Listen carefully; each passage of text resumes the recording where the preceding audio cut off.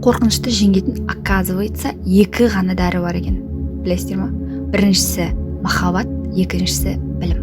Біз көріп өскен кез бұрынғы барлық мультфильмдарда, ертегілерде басты кейіпкер ғашық болып қалады да, ол ғашығына, сүйгеніне жету үшін кез келген сыннан өтіп, алынбайтын қамалды алып, соңында хэппи-энд сүйгеніне қосылады. Батырлардың өзін алайық, өзінің отанына деген махаббат.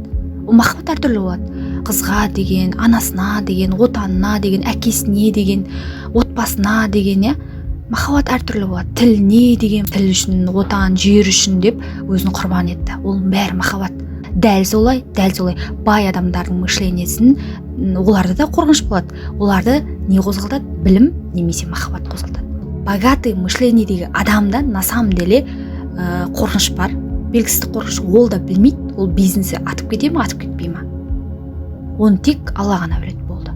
Ол неге сеніп жүреді? Ол өзіне, өзінің арманына, бірінші әрине Құдайға сенетін адам болса, Құдайына сенеді, екінші өзіне, өзінің арманына сеніп алдыға жылжиды. Сондықтан да страх, қорқыныш бұл норма. Қорқыныш бұл кез келген адамда болады.